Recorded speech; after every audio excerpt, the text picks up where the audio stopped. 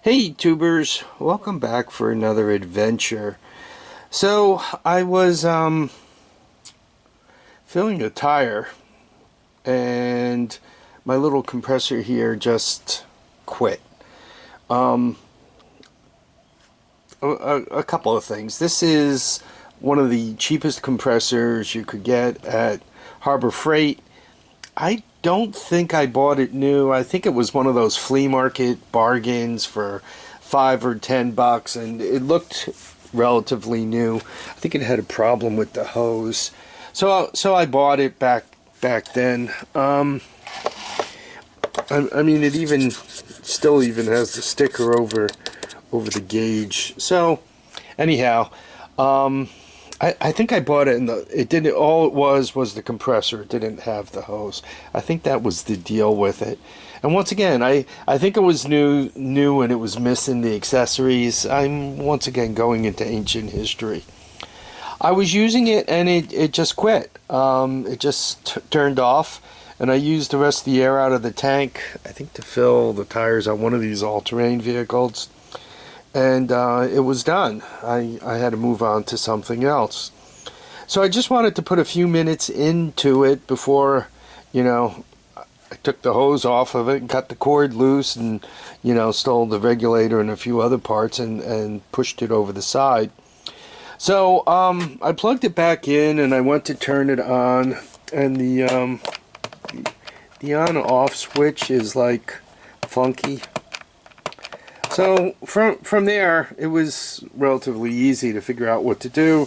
There are 6 screws, 5 and 6, and you just take it apart. Try not to lose too many of the screws.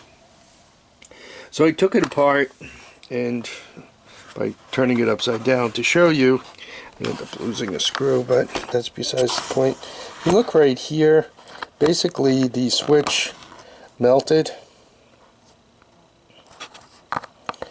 So there were 2 wires that, other than this one, there was a wire that went there and another one that went there, and through some brilliant deduction I figured, hey, if I just put those 2 wires together, we'll see if this thing comes back to life. While it's opened, I just want to show you there really isn't much of a compressor in here. I mean, this is all motor. I mean, this is the compressor. I mean, it's really tiny. Once again, what I like to do with this is I'll plug it in, I'll let it pump itself up to 100 psi, and then it's kind of good for a couple of all-terrain vehicle tires if they're not completely flat. I mean, if you want to pop them back on the bead or something like that, you don't have enough air.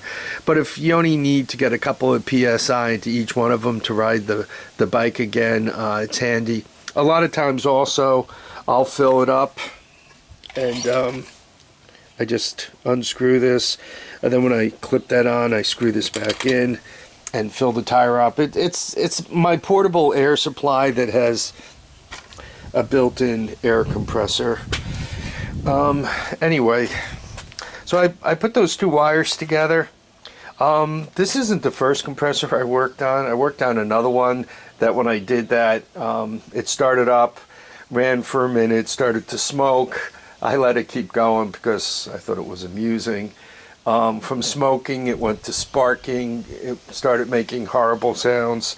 And the next thing I know, I actually managed to get flames out of it, which was really cool. So when this one acted up, I figured, wow, if I could get it to go non-linear on video, I win. So we'll give it a shot.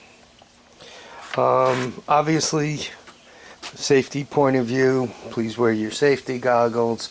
Don't play with electricity if you don't know what you're doing, and on and on. I am leaving this switch here, turns the compressor on and off depending on what pressure's in here. Like, it turns off at 100, turns back on at 80. So that switch is still in here. I mean, if it overheats really, really badly, unfortunately, it's going to self-destruct. But, you know, once again, these are the risks we take. Always in hopes of getting that really cool stuff on video. So it went on. I'm not seeing any bad sparks. It is a noisy thing. It does seem to be making air.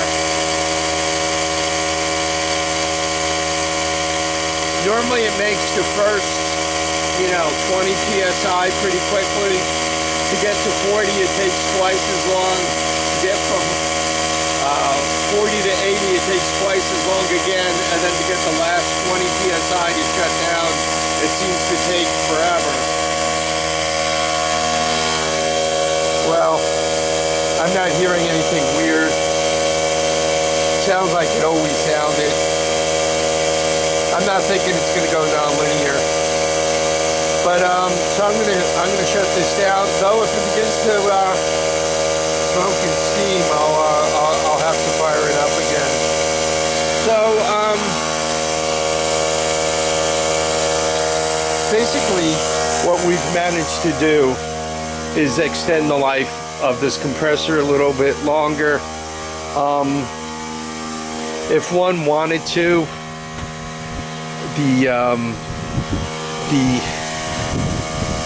breaker or overload switch does seem to still be okay, so one could put that back into the circuit and just put a different switch on there and turn it on and off that way.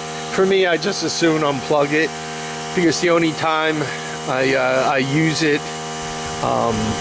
first thing I always do is plug it in and then have to turn it on. So if it's already turned on, when I plug it in, it'll come on. When it hits pressure, it'll shut itself off.